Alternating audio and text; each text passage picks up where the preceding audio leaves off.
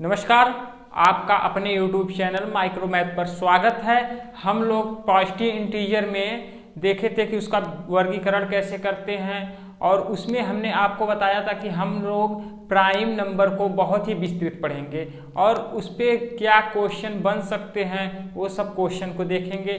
तो सबसे पहले हम लोग आज प्राइम नंबर को पढ़ते हैं। तो आपको हमने बताया था कि प्राइम नंबर कौन सी संख्याएं होती हैं, प्राइम नंबर कौन से नंबर होते हैं।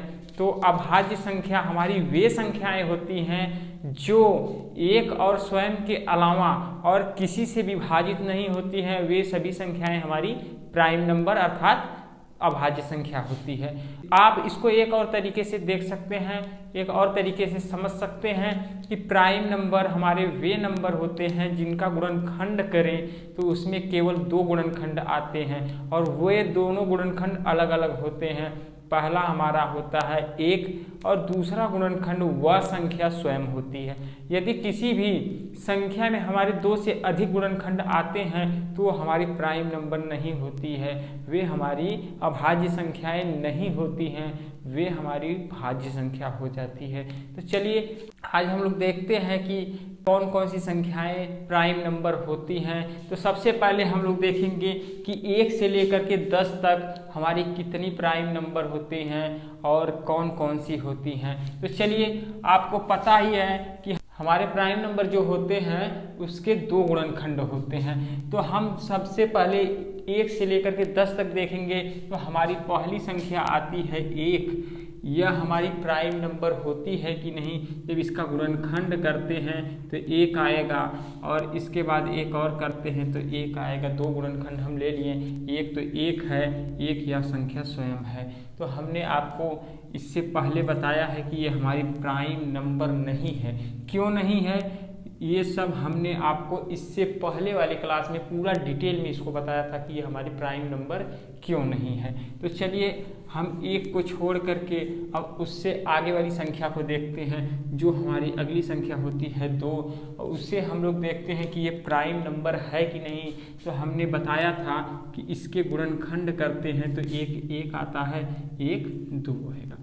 जैसे यही संख्या हमारी है, इसमें जब हम किसी संख्या से इसे विभाजित करते हैं तो एक बार तो हम 1 से करते हैं तो यह कितनी बार में पूर्णतः विभाजित होगा, 2 बार में। अब देखिए इसी संख्या को और किस संख्या से हम विभाजित कर सकते हैं। तो आप कहेंगे कि 1 से कर चुके हैं तो इसके बाद हम 2 से करके देखते हैं। जब 2 से करेंगे तो यह एक बार में पूर्णतः विभाजित हो जाएगा। तो कहेंगे कि यह हमारी जो संख्या है इसके दो गुणनखंड हो रहे हैं, यह दो संख्या से विभाजित हो रही है। एक तो 1 से हो रही है, दूसरा 2 से। यह जो 2 है वह संख्या स्वयं खुद ही है। यह जो 2 से विभाजित हो रही है वह संख्या स्वयं से विभाजित हो रही है। तो हम कहेंगे कि यह जो हमारी संख्या है, अब देखिए इसके अलावा और किसी संख्या से विभाजित होगी नहीं होगी। तो हम कहेंगे कि यह जो हमारी संख्या है यह हमारी प्राइम नंबर होगी, अभाज्य संख्या होगी। तो हम इसे अभाज्य संख्या कहते हैं। अब इसके बाद हम देखते हैं कि कौन सी संख्या हमारी अभाज्य संख्या होगी। तो इसके बाद हमारा होगा 2 के बाद हमारी संख्या होती है 3 और जिसे हम प्राइम नंबर कहेंगे कि नहीं कहेंगे। तो आप देखेंगे कि इसका जब हम गुणनखंड करेंगे तो इसमें भी 2 ही गुणनखंड आएंगे, 1 और 3। तो हम इसे क्या कहेंगे कि यह प्राइम नंबर है। या तो हम 3 में किसी भी संख्या से भाग देते हैं। जैसे सबसे पहले 3 में हम 1 से भाग देते हैं तो वह पूर्णतः विभाजित हो जाती है। तो 3 में 1 से देंगे तो पूर्णतः विभाजित हो जाएगी। क्या करते हैं कि यदि 3 है, एक बार हम 1 से देंगे तो ये हमारी 3 बार में पूर्णतः विभाजित हो जाएगी। और इसके बाद 1 के बाद हमारी अगली संख्या है 2। जब 2 से हम 3 में भाग देंगे तो यह पूर्णतः विभाजित होगी नहीं होगी, इसमें शेषफल बचेगा। तो हम कहेंगे कि यह पूर्णतः विभाजित नहीं है 2 से। और फिर उसके बाद हम क्या करते हैं कि 3 में 3 से भाग देते हैं तो यह पूर्णतः विभाजित हो जाती है एक बार। तो हम कहेंगे कि अब इसके बाद और किसी संख्या से पूर्णतः विभाजित होगी नहीं होगी। जब और किसी संख्या से पूर्णतः विभाजित नहीं होगी तो हम कहेंगे कि यहाँ पे देखते हैं कि 1 से हो रही है, यहाँ से स्वयं से। तो हम कहेंगे कि यह संख्या जो है, यह जो संख्या बनी है यह हमारी अभाज्य संख्या है। कौन सी संख्या है? अभाज्य संख्या है। अब इसके बाद हम देखते हैं 4 को। जब 4 को देखेंगे तो 4 के हम सबसे पहले गुणनखंड कर लेते हैं, देखते हैं कि इसमें कितने गुणनखंड होते हैं। किसी भी संख्या का हम गुणनखंड करेंगे तो उसका पहला गुणनखंड 1 होगा और दूसरा उस संख्या के आधार पर होगा। तो जैसे देखिए यहाँ पर हमारी संख्या 4 है, तो यह 1 से पूर्णतः विभाजित होगी। उसके बाद और किस संख्या से हो सकती है? तो देखिए यहाँ पे 2 से भी यह पूर्णतः विभाजित होगी और इसके बाद हमारा 4 से होगी, इसके बाद हमारी 4 से होगी। तो हम कहेंगे कि यहाँ पर जो हमारी अभाज्य संख्या होती है, उसके कितने गुणनखंड होते हैं? उसके सिर्फ 2 गुणनखंड होते हैं। यहाँ पे 3 गुणनखंड है। तो हम कहेंगे कि यह हमारी कौन सी संख्या है? अभाज्य संख्या नहीं है, यह हमारी भाज्य संख्या हो जाएगी। तो 4 हमारी अभाज्य संख्या नहीं होती है। अब इसी तरह हमारी अगली अभाज्य संख्या होगी 5, और फिर उसके बाद अगली होगी 7। तो हमें 1 से लेकर के 10 तक चाहिए। 1 से लेकर के 10 तक चाहिए कि इसके बीच में कितनी अभाज्य संख्या होंगी। तो इसके बाद देखिए, इसमें देखिए हमारी कितनी हो रही हैं? 1 2 3 4। कितनी अभाज्य संख्या हो रही है? 4 अभाज्य संख्या। तो आप कहेंगे कि यहाँ पे 7 है, 7 के बाद तो 9 भी हमारी अभाज्य संख्या हो सकती है। जब आप 9 का गुणनखंड करेंगे तो उसमें 2 से अधिक गुणनखंड आएंगे। 9 के 2 से अधिक गुणनखंड आएंगे तो वो हमारी अभाज्य संख्या ना होगी, भाज्य संख्या हो जाएगी। तो यहाँ पे हम कहेंगे कि 1 से लेकर के 10 तक 4 अभाज्य संख्या होगी, अभाज्य संख्या होगी। अब यदि इसी में पूछ लिया जाए कि 1 से लेकर के 20 तक कितनी अभाज्य संख्याएं होंगी, तो आप यहाँ पर देखेंगे कि यहाँ पे देख रहे हैं कि 1 से लेकर के 10 तक हमारी 4 हो रही हैं। तो 10 से आगे अब हम चेक करेंगे। 10 से आगे हमारा होती है एक संख्या 11। 11 को देखते हैं कि यह अभाज्य है कि भाज्य है। तो सबसे पहले हम इसका गुणनखंड करते हैं और गुणनखंड करके चेक करते हैं कि देखते हैं कि यह अभाज्य है कि भाज्य है। तो देख रहे हैं कि इसका एक गुणनखंड 1 होगा। और जो देख रहे हैं कि 11, अब हमारा जो 11 है ये और किस संख्या से कट सकता है? किसी संख्या से विभाजित हो सकता है। देख रहे हैं 1 से हो रहा है और 1 के अलावा और किस संख्या से हो सकता है? 1 के अलावा 11 से होगा, 1 के अलावा 11 से होगा। तो हम कहेंगे कि यह हमारी क्या हो जाएगी? अभाज्य संख्या। तो 11 होगी। 11 के बाद क्या होगा? हमारा 13 होगा। 13 के बाद क्या होगा? 17 होगा। 17 के बाद 19 होगा।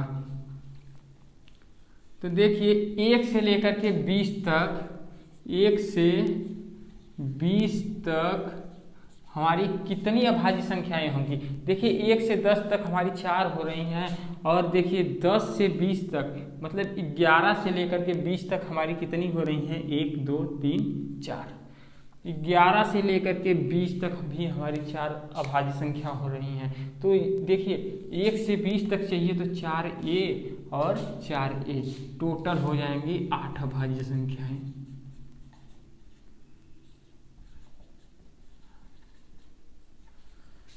अब देखिए, अब इसी तरह इसी में पूछ ले कि 1 से लेकर के 50 तक हमारी कितनी अभाज्य संख्या होगी। तो आपको अब इसके बाद हमें यह देखना होगा कि 1 से लेकर के 50 तक कितनी होंगी। तो हमने 20 तक निकाल लिया है। 20 के बाद अब हम चेक करते हैं। 20 के बाद जब हम 21 को देखेंगे, 21 हमारा अभाज्य होगा कि भाज्य होगा। तो आपको अभाज्य संख्या को निकालने का एक आसान तरीका बताते हैं कि जो हमारी संख्या होती है, जिस संख्या को हमें चेक करना होता है कि अभाज्य है कि भाज्य है, हम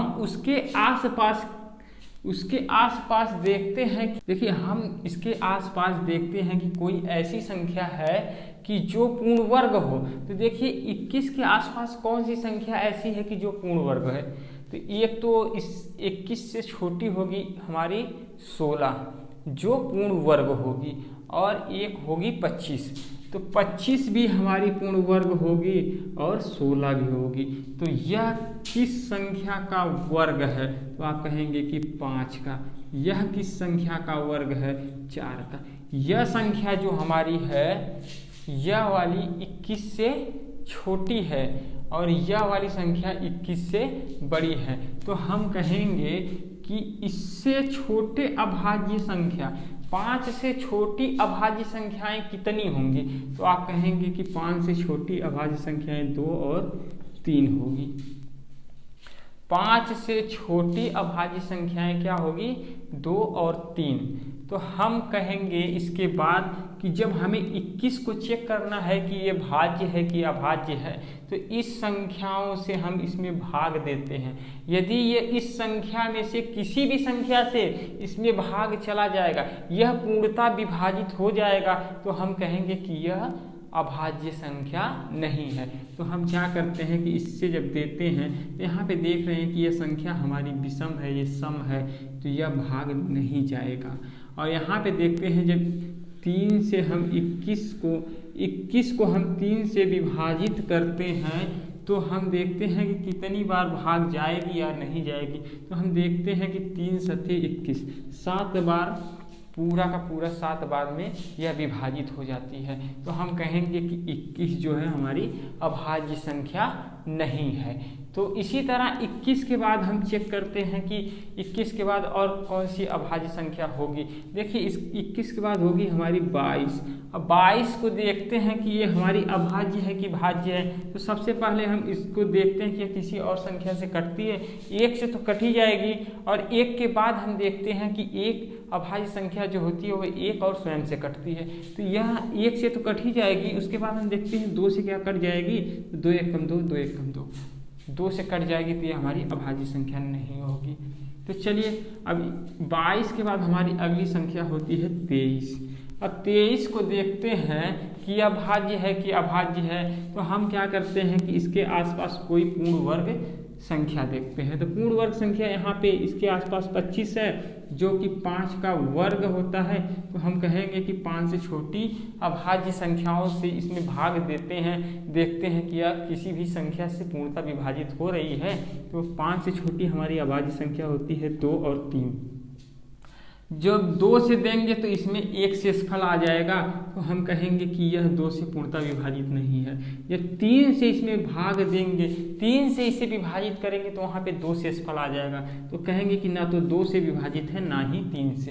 तो यह संख्या जो होगी हमारी, यह अभाज्य संख्या होगी। तो 20 से बड़ी अगली अभाज्य संख्या हमारी 23 होती है। अब 23 के बाद हम देखते हैं कि कौन सी संख्या अभाज्य होती है। तो 23 के बाद हमारी अगली संख्या होती है 24। तो 24 हमारी भाज्य है कि अभाज्य। तो चलिए हम 24 को बताने से पहले आपको ये 2 के बारे में बताते हैं। देखिए यह जो 2 होती है, यह हमारी सबसे छोटी अभाज्य संख्या होती है, सबसे छोटी धनात्मक अभाज्य संख्या होती है, और यही हमारी सबसे छोटी धनात्मक सम संख्या भी होती है। और इसी संख्या के अलावा, इस संख्या के अलावा और कोई भी ऐसी सम संख्या नहीं होगी कि जो अभाज्य हो। केवल एक ही नंबर जो है, यही 2 एक ही संख्या है जो सम होने के बाद भी अभाज्य संख्या है। अब इसके अलावा और कोई भी ऐसा नंबर नहीं होगा कि जो सम हो और वह अभाज्य हो। तो हम कहेंगे कि यह सबसे छोटी सम अभाज्य संख्या है, सबसे छोटी सम अभाज्य संख्या है, और सबसे छोटी धनात्मक, सबसे छोटी धनात्मक सम अभाज्य संख्या है, सबसे छोटी धनात्मक सम संख्या है। तो यह हमारा जो 2 है, यह एक ऐसा नंबर है जो अभाज्य में भी सबसे छोटा है और सम संख्या में भी सबसे छोटा धनात्मक संख्या है। तो इसको आप याद रखिएगा। यह जो नंबर है, इस पर बहुत ज़्यादा क्वेश्चन पूछे जाते हैं। तो अब यहाँ पे देखिए, अब इसके बाद हम आगे कहीं पे लेंगे, कोई भी नंबर लेंगे तो वहाँ पे देखेंगे कि यदि सम है तो कहेंगे कि वह अभाज्य हो ही नहीं सकता, विषम रहेगा तो उसको चेक करेंगे। तो यहाँ पे देख रहे हैं कि ये हमारा 23 से 23 के बाद 24 नहीं होगा क्योंकि सम है। अब इसके बाद हम आते हैं 25 पर। 25 को देख रहे हैं कि यह 5 का पूर्ण वर्ग है और 5 का वर्ग है तो यह 5 से विभाजित हो जाएगा, तो हम कहेंगे कि यह अभाज्य संख्या नहीं है। तो इसके बाद 26 जो सम है, 27 को देखते हैं तो वह भी अभाज्य संख्या नहीं है।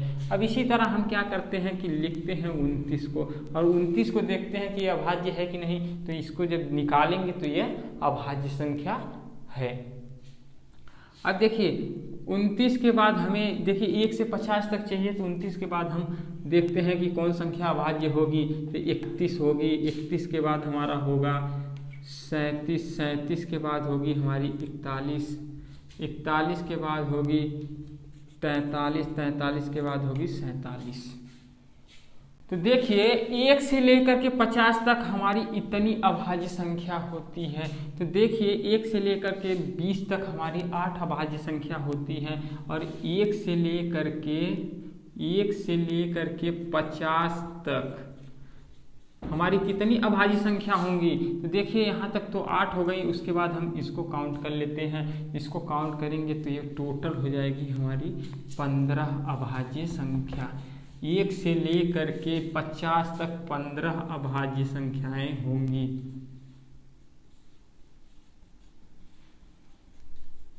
अब देखिए, अब यहीं पे पूछ लेगा, यदि पूछ लिया जाए कि 1 से लेकर के 100 तक कितनी अभाज्य संख्याएं होंगी, तो हम क्या करते हैं कि इसके आगे बढ़ते हैं और देखते हैं कि इसके आगे कौन सी संख्या अभाज्य होगी। तो इसके बाद 50 से जब ऊपर जाएंगे तो हमारी संख्या आ जाएगी 51। अब 51 को कैसे चेक करें, जैसे इसका हम फैक्टर करेंगे तो हमें पूरा फैक्टर याद नहीं रहते हैं, तो हम इसको कैसे चेक करें, तो हम देखते हैं कि इसके आसपास कौन सी संख्याएं, जो कि कौन सी ऐसी संख्या है जो पूर्ण वर्ग है। तो देखते हैं कि एक 49 है और एक 64 है। जो 49 है 7 का वर्ग है, 64 8 का वर्ग होगा। तो हम कहेंगे कि यह इससे आसपास की है, तो हम कहेंगे कि यह जो इसके आसपास है उसके बाद यह इससे 51 से छोटी है। तो हम कहेंगे कि 7 को भी हम ले करके देखेंगे कि 1 से लेकर के 7 तक हमारी कितनी अभाज्य संख्याएं होंगी। तो 1 से लेकर के 7 तक हमारी होती है 2, 3, 5 और 7। यह 4 अभाज्य संख्याएं होती हैं। यदि इसमें जब हम इन संख्याओं से भाग देंगे, इन संख्याओं से विभाजित करेंगे, किसी भी नंबर से या यदि विभाजित हो जाएगा तो हम कहेंगे कि यह अभाज्य संख्या नहीं होगी। तो सबसे पहले जब 2 से देंगे तो यह संख्या हमारी विषम है और यह सम है, तो इससे भाग नहीं जाएगा, इससे पूर्णतः भाग नहीं जाएगा। तो इसके बाद हम 3 से देंगे, यहाँ पे 51 में जब 3 से विभाजित करेंगे तो जाएगा, एक बार बचेगा हमारा 2 और हो जाएगा 21, 3 सत्ते 21। यह 3 से पूर्णतः विभाजित हो जाएगी, तो हम कहेंगे कि यह हमारी अभाज्य संख्या नहीं होगी। तो हम 51 के बाद 52 को लेंगे नहीं, क्योंकि वह सम संख्या हो जाएगी। जब सम हो जाएगी तो वह 2 से विभाजित हो जाएगी। और उसके बाद हमारा होगा 53।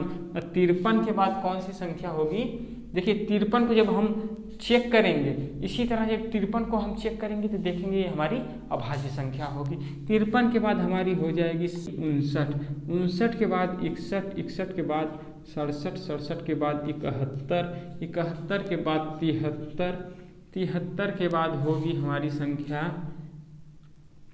73 के बाद 79, 79 के बाद 83, 83 के बाद होगी 89, 89 के बाद 97, 97। यह देखिए 1 से लेकर के 100 तक हमारी इतनी अभाज्य संख्याएं होंगी। और देखिए 1 से लेकर के 100 तक इतनी अभाज्य संख्याएं होंगी। 1 से लेकर के 50 तक हमारी 15 अभाज्य संख्या है, और उसमें यदि हम इन संख्याओं को मिला लेंगे तो 1 से लेकर के 100 तक हो जाएगी। तो 1 से 100 तक हमारी कितनी अभाज्य संख्या होगी, 100 तक कितनी अभाज्य संख्या होगी, हम जब इसको काउंट करके इस 15 में जोड़ देंगे तो उतनी अभाज्य संख्याएं हो जाएंगी। तो कितनी होगी, ये हमारी हो जाएगी 25 अभाज्य संख्याएं। 1 से लेकर के 100 तक हमारी 25 अभाज्य संख्या होगी। कितनी होगी? 25। अब देखिए, यदि हम पूछ लें कि 101 क्या यह अभाज्य है कि नहीं है, तो आप कहेंगे कि इसके आसपास हम कोई पूर्ण वर्ग संख्या लेते हैं। तो इसके आसपास एक तो हमारा 100 है और एक हमारा होगा 121। जो ये हमारा 100 है यह 10 होगा, 10 का वर्ग होगा, 121 जो 11 का वर्ग होगा। हम कहेंगे कि 11 से छोटी अभाज्य संख्या लेने के बाद यह किसी संख्या से विभाजित हो जाएगा तो यह अभाज्य संख्या नहीं होगा। या तो कहेंगे कि 10 तक की अभाज्य संख्याओं को लेने के बाद हम देखेंगे किसी संख्या से यह विभाजित हो जाएगा तो यह अभाज्य संख्या नहीं होगी। तो हम क्या करते हैं कि 1 से लेकर के 10 तक देखते हैं कि कितनी अभाज्य संख्या है। या तो 11 से छोटी देखेंगे तो हमारी हो जाएगी 2, 3, 5, 7। देखिए 2 से तो जाएगा नहीं क्योंकि यह सम है, यह विषम है। हम जब 3 से इसमें भाग देंगे तो हो जाएगा 3 त्रिका 9। देखिए 101 में हम 3 से इसे जब विभाजित करेंगे हो जाएगा 3 त्रिका 9। यहाँ पे 11 बचेगा, जब इसमें भाग देंगे तो 3 त्रिका 9 और शेषफल क्या आ जाएगा 2। तो हम कहेंगे कि 3 से विभाजित नहीं, 3 से पूर्णतः विभाजित नहीं है। इसके बाद हम 5 से लेते हैं। जब 5 से इसे विभाजित करेंगे तो 5 दूनी 10 और देख रहे हैं कि 1 हमारा यहाँ पे शेषफल आ जा रहा है। हम कहेंगे कि 5 से भी विभाजित नहीं है। अब इसके बाद 7 से विभाजित करते हैं। जब 7 से करेंगे तो 7 एकम 7, यहाँ पे बचेगा 3, हो जाएगा 31 और 7 चौको 28 और बच जाएगा 3 शेषफल। तो हम कहेंगे कि 7 से भी विभाजित नहीं। तो कहेंगे कि यह 7 से विभाजित नहीं है तो यह क्या होगा? हमारा प्राइम नंबर होगा। कौन सा नंबर होगा? प्राइम नंबर होगा। यह हमारा प्राइम नंबर होगा, अभाज्य संख्या होगी। तो देखिए 101 हमारी क्या होगी? अभाज्य संख्या होगी। इसी तरह हमारा 103 होगा अभाज्य संख्या, 107 होगा, 109 होगा। 101, 103, 107, 109 ये हमारी अभाज्य संख्या होंगी। तो देखिए 1 से लेकर के यदि 200 तक की संख्या पूछा जाए कि 1 से लेकर के 200 तक हमारी कितनी अभाज्य संख्याएं होंगी, तो आप इसी तरह उसको निकाल के चेक कर लीजिएगा कि कौन सी संख्या अभाज्य है, कौन सी नहीं है। हम आपको डायरेक्ट लिखवा देते हैं कि 1 से लेकर के 200 तक कितनी अभाज्य संख्या होगी। तो 1 से 200 तक हमारी होती है 46 अभाज्य संख्याएं, अभाज्य संख्याएं।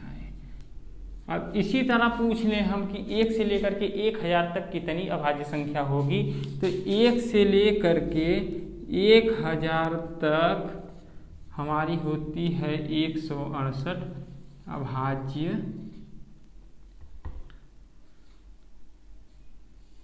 संख्या। कितनी होगी? 168 अभाज्य संख्या।